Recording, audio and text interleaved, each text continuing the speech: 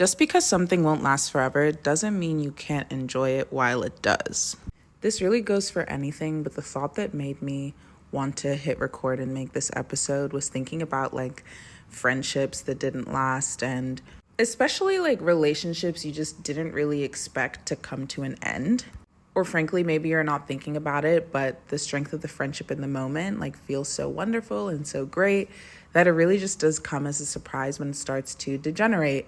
And then when it eventually ends, you're like, damn, that's crazy.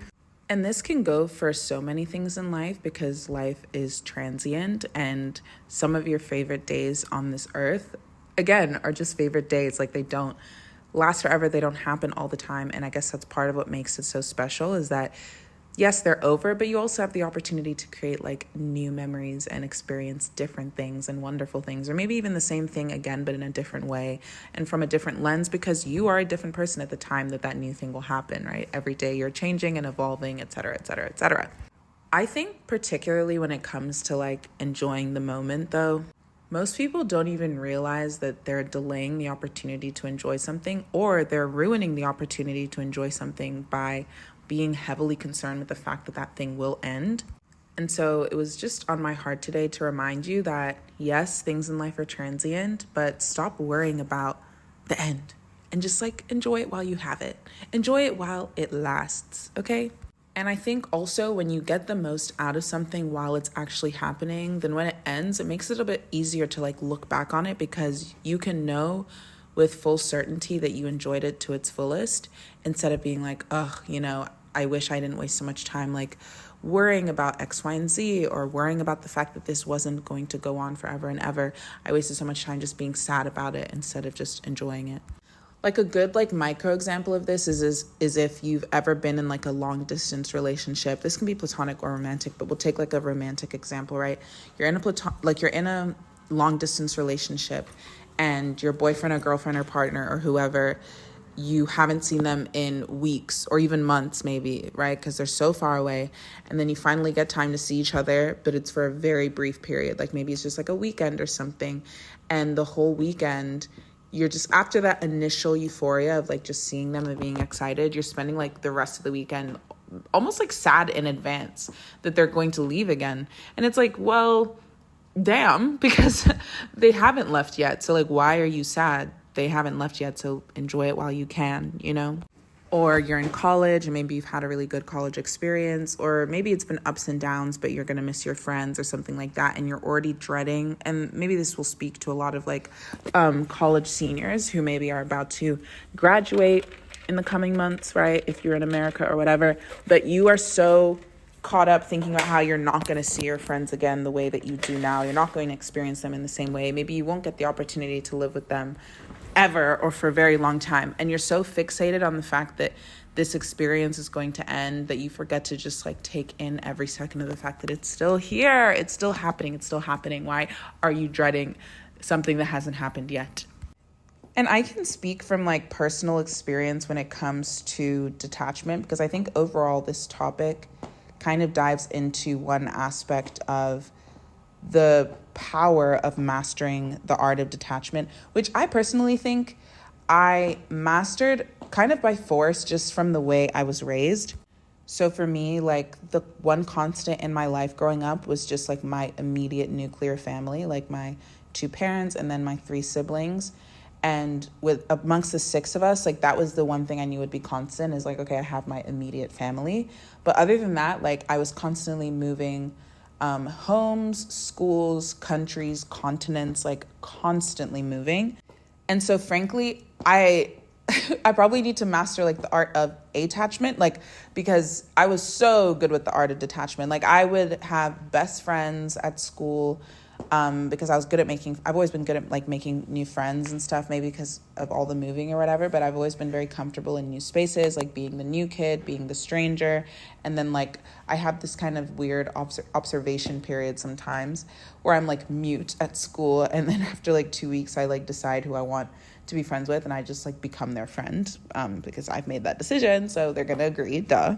But it's like I will have friends that are like friends for life. We are so freaking close. And then the year ends, the 2 years end, and my parents are like, we're going here. And I'm like, lit. Like, when's the flight? Like, literally excited as if I don't have like a whole world, that I'm enjoying living in right now, being present in. I'm thrilled to leave as if I'm, and I never see those people again sometimes. Like, legit, like, I left Australia for the last time in like December 2011. It's now 2026. I still haven't seen any of those friends again in person since then. Luckily at that point I was old enough to like still stay in touch with people, and I still feel very close to some of my closest friends there. But yeah, when they said we were moving to America, I didn't even have like I was good book wise when it came to geography, but like in reality, America was just like a blob that was on the other side of the world. So I had like no real picture of what I was getting myself into or what we were moving to. They just said we're moving, and I was like, yay, like this is so lit. As if I didn't have like a whole ecosystem of love around me that I was going to miss. But this is something that I think overall is a strength, because it means that like I can savor the moment. And I also know that just because someone's not right in front of me, and frankly, this might not just be about like detachment and moving and stuff. It also could just be like ADHD, because I just don't have object permanence, but that's a separate issue. But I will say, yeah, just because someone's not right in front of me doesn't mean I feel like the love is gone. And even if like a friendship didn't end just from like distance or whatever, even if it ended because it genuinely ended on like bad terms, or I just don't like this person anymore, or just things have changed in our dynamic, I will never forget the love I had for that person. Like the love I had for that person can still exist in its own little realm. It can still occupy whatever space it decides to occupy, floating in my brain from here to there. Like for me, it's like, even if at the end of the day, some relationship was dissolved and it wasn't great, I like to always reflect back on the times that were good. And that doesn't mean you like forget, the bad aspects of that relationship that made you guys not compatible. I don't want to say of that person, because yeah, everyone has their like strengths and weaknesses, and some people just aren't compatible. That doesn't mean they're bad, doesn't mean you're good or bad. Sometimes people just don't mesh, and maybe you did mesh and then for whatever reason you stopped meshing. That doesn't mean one of you is fundamentally a horrible person. Although sometimes people are, pretty bad, but like, again, we're trying not to label people. But yeah, even for whatever reason, if a relationship like degenerates, I like to still look back fondly on those memories. Because even something I think about when it comes to relationships, I'm probably going off topic from what this episode is supposed to be about, or started off, and there is no supposed to be about with these episodes. If I didn't say this before, all of these episodes are literally just me hitting like press record on my phone and then press upload, or like press schedule. Like I don't do any after editing. I frankly don't know how, and I'm not gonna do it. So yeah, whatever this episode started off as, it's gonna evolve because I never have a plan. But anyways, back to what I wanted to say. When it comes to relationships, something I remember thinking about for like other people, right, who do get attached to their relationships, who struggle to look back fondly on situations and people and relationships that like soured for whatever reason. I remember thinking about people who were like male centered. So those kinds of girls, because for me, like I'm very much like pour a lot into my female, or at least used to. Nowadays I'm like keep more to myself, but still like in general, pour a lot into like my feminine friendships. Like they matter a lot to me, or just platonic friendships in general. But yeah, my platonic friendships are typically with women. But yeah, that's definitely a much higher priority for me than like having a boyfriend or like a romantic partner, because I just feel like the odds of you being perfectly compatible with a romantic partner, when you think about like what we're socialized to expect from a monogamous romantic partner, which is everything, you're basically putting all of your eggs in one basket romantically. Like you expect so much from one person, you expect them to do so much like emotional labor for you. And frankly, in the way men are socialized, they're usually set up to fail in actually like supporting people correctly. I mean, obviously not all of them fail, but the way they're socialized compared to how women are socialized, it's going to be difficult for them to even carry the weight of what we expect out of monogamous romantic relationships. So it's just like, I just feel like there's a lot stacked against a romantic relationship working out, because there's so many more boxes to tick versus a friend.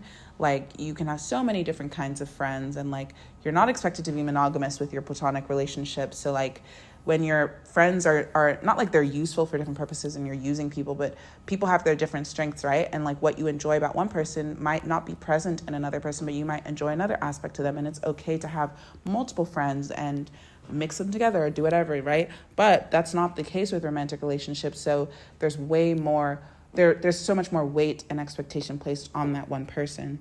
And so because of that, logically for me, for a long time, I always thought about like people who were really invested in their, and I'm thinking in a heterosexual sense, but like girls who were super invested in their boyfriends didn't really have friends outside of their boyfriend, even though their boyfriend definitely had friends outside of them. And I would just worry for them because I would just think about how like they would make all of these amazing memories that were completely tied to this boyfriend. And if the boyfriend wasn't a great boyfriend, which in many cases, from what I saw, that would happen, or the relationship soured at the end or whatever, then it was almost like the memories that you used to cherish while dating that person immediately become tainted. Because think about how many people are not friends with their exes or their ex situationships or whatever it is. They're not friends, or they hate the person. They have very strong emotions when it comes to that person. And so memories associated with that person either become tainted because they're tainted by like the negativity around the relationship, or like even if the memory is fundamentally wonderful, it just makes you think really fondly over something you know you can never have again. And for a lot of people, they struggle with that because again, like they can't enjoy that was something that was good while it lasted, and you can still reflect back on it fondly and then move on and know that you're going to make more and better memories. And so it's like, I would think about those girls that were really, really hung up on their boyfriends, and I would feel really worried for them because I'd be like, you're making all of these memories with just one person. You literally don't have any other memories to fall back on positively for the past year or 2 years, whatever years that you've spent with this man. And so if he's doing you dirty throughout that period, that's all you're thinking about. It's tainting those memories. Or if he does you dirty at the very end and you're going to have an even harder time letting go of him, knowing that you should let go of him because of the strength of positive memories, and that might outweigh the logical understanding that you have finally reached a conclusion that you're no longer compatible, whatever. And I would just be concerned because I'm like, girl, like, you can't put your eggs in one basket. Don't put your eggs in one basket. Not to say like romantic relationships aren't important, but because they just carry so much, to put it simply, and not dive into all of the mechanics and the specifics and the nuances there. It's just a lot. To me, when I think about it, it's just a lot. And I'm just like, oh, I wish she also had her friends of any kind to make memories with and like balance it out a little bit so that it's not just, oh, I wasted the last 3 years because I didn't marry this man. It's like, okay, well, I had memories with him. I had memories with other people. Those other people are also going to help sustain me when this person is gone, because I know that I can still have companionship platonically with other people when this person isn't around, because I have nurtured those relationships. So when you abandon your platonic relationships in the sake of like the pursuit of some romantic connection, and you put all the pressure on that romantic connection, and then for whatever reason it fails, which they are primed to do for obvious reason, because that's just the way of life, right? You're going to have to kiss some frogs before you meet a prince or whatever your partner is supposed to be. Before you meet that royalty, you're going to kiss a few frogs. And it's just a shame that sometimes people, while kissing those frogs, are like, I'm not going to talk to any other animal in the swamp, or like, I'm not going to meet anyone else in the swamp. And it's like, damn. But other people in the swamp are so nice. You haven't seen Princess and the Frog, girl? Anyway. But anyways, yeah, that thought popped into my head at the beginning, talking about like just savoring the moment. Like, just because you know something will end, just because something has ended, doesn't mean that you are devoid of the right of thinking fondly on things. And even my like whole aside when it comes to like romantic relationships, even girls like that, if you're super invested in your boyfriend, your partner, and you don't really have other friends, and that's fine. Not everybody likes having friends, okay? Not everybody likes having friends. It's fine. Even if that's the case, like, I just want you to know that your memories are still worth savoring, even if like, I don't know, you can savor a meal, you can savor a memory. It doesn't matter how the ending went. It's like a book, right? If you read a book and you love the book, you love the experience of reading the book, they leave you on edge the whole time.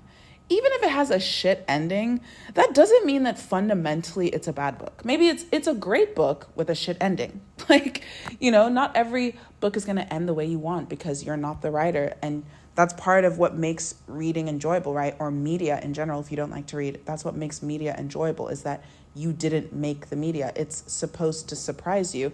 Its entire inception, creation, the fact that you're able to witness that media, whether reading or watching or listening to that media, the fact that you're able to enjoy that is because that person exists outside of you and they're not you. And so they bring their whole different perspective to something. And just because you don't like how it ended doesn't mean you can't enjoy the fact that the show was the show and that the show was interesting and that the show had you on the hook for the first 3 seasons and lost you in the 4th season, whatever. It was still an experience, and you can talk about it and you can enjoy it and you can savor it and you can talk about it with other people. And even by yourself, you can think about it. Maybe it's a show that made you think. Even just because the ending soured doesn't mean the whole thing's bad. And even if parts of it you didn't like, right? You're not going to like every single element of a show, every single line that they chose. You're not going to like even every single actor or the way they delivered a line or the way that they delivered a character you might not always enjoy. But that doesn't mean that every aspect of it is just throw it away. Nothing is a full throwaway. And so with this episode, I really wanted to encourage you that you can take the good and ignore the bad. You can take the good and ignore the bad, and that's okay. That's okay. And I actually encourage it, because then what you find is that when you do decide to go take trips down memory lane, instead of stumbling past all of these rocks in the way of like bullshit that you didn't enjoy, you can take that trip down memory lane and just skip and hop over the rocks and hop over the bullshit and hop over the obstacles and the stuff that didn't go great, and reflect and savor the stuff that did go great, so that anytime you find your mind wandering to the past, which our minds are often, primed to do, when it does that, you won't have a bad time down there. And the funny thing is too, the more you do that, it's a muscle. So the more you reflect positively on your past, first of all, past informs the future. So if you have decided to contextualize your experience in the past as overall a positive thing, even with, not even like completely neglecting the negative, but saying even with the negative made me who I am, which we've discussed in previous episodes, right? You can't sculpt a beautiful masterpiece without a little bit of uncomfortable chiseling. I don't remember what episode that's from, but yeah. Anyway, even if you say I'm not going to completely erase the negative from my mind, which is totally valid, you can still say, well, I'm taking a trip down memory lane. I'm contextualizing all of it and my life up until this point. I'm grateful for it. It made me who I am, and that will inform your future. And when you continue to build that muscle of positively contextualizing your story, always ending your story on a good note despite negativity that's laced throughout it, by saying that even if I'm not great right now because I'm going through shit, the shit's going to make me great on the other end, and I'm excited to see what's on the other end. Or because it's so bad right now, I know it's only up from here, or whatever you need to say, right? You are building this muscle of happiness. You are building the muscle of positivity. And I'm always talking about it. It's a muscle. Being happy is a muscle. It's not just something that like, oh, if I hit this milestone, I'll be happy. There are people in this world who have already hit the milestone you're thinking about that are fucking miserable. So it's not about the milestone, and it never will be. It's about you, and it's about your mind, and it's about your ability to think in a way that produces joy. And thinking is a muscle that you can train. And I highly recommend, and I put this in the description box of the last episode, I think that was 15, and this is episode 16. So yeah. But I'll put it here too. You can find it in my Beacons link always, a link to this book. And it's called Feeling Good, The New Mood Therapy by David Burns or whatever. And it's literally just a book on like all of these very dysfunctional thought patterns people have, particularly when they're depressed, but frankly, even if you're not depressed, and how to counter them. And it's like a very practical book, and they have a handbook version too. So you can literally like write out and practice the tools that he gives you in the moment. You can practice them with the examples he gives throughout the book. And it's such a great read. Like if you're someone who like, you feel like you know more than your therapist, or they're not helpful. And I feel like so much of therapy is like going and they're just like, I agree with you. At least in like the way traditional therapy is depicted. And just personally, I didn't love therapy. If you sit in any of those boxes, you've tried therapy, you don't like it, you haven't found the perfect therapist for you yet, and you're still looking, or you feel like when you go to therapy, you know factually what's going on, but you don't seem to like have practical tools for how to help yourself. This is a book that's literally all just help yourself. Like immediately just like, okay, this is what I'm doing wrong, fix it. This is what I'm doing wrong, fix it. This is what I'm doing wrong, fix it when it comes to thoughts. If you're thinking of like cognitive behavioral therapy, I think this is like a beautiful book delivery of cognitive behavioral therapy, where you can really, again, like question and adjust your cognition to feel better. which is what I think CBT really means. It's cognitive behavioral therapy. Cognition means thoughts. So it's, questioning your thoughts, pushing back on your thoughts, because if you're constantly having repeated negative thoughts all the time, right? Suicidal thoughts or whatever. Sorry, I didn't say trigger warning, which is I didn't want to say the word. But like, if you're always having those kinds of thoughts, you can learn to counter them, because again, you've now built a really strong depressed muscle in your head, and you can fight back against that muscle and build your happy muscle instead. So yeah, before I keep like rambling into something long-winded and lose my complete train of thought, I will just end this episode here and hope that I got to each point. But as always, thank you so much for being here. I've literally recorded like 3 episodes today. So like, where's my cookie? Even though they're not going to be completely posted. Oh, one sec. Someone knocked on my door. What was I saying? Yeah. Oh, thank you as always for being here, spending this time with me. I hope these little nuggets are useful for you. I think this episode kind of took a few turns, so I can't quite summarize in this moment what I just said, but hopefully you got it. Lol. One thing about me is like, I will talk so much. I have no idea what I just said. And it's so funny too when I talk to people later about literally anything, because they're like, do you remember when you said this, this, and this? And I'm like, girl, no. Actually, I don't. And also, you perceive me? That's crazy. So even when I make these episodes, when someone listens to them later and they tell me like, oh, I like this, this, and this, or I like this episode, I literally don't even remember what I said in the episode. I have to go back and look it up. Unless it's an episode that like, it's very obvious to me what the theme, like what it was about based off of like the title, and I know I stayed on topic. Other than that, like I literally don't even know what I'm saying by the end of an episode. Not to minimize the importance of what I'm saying, but it really is just like off the cuff, okay?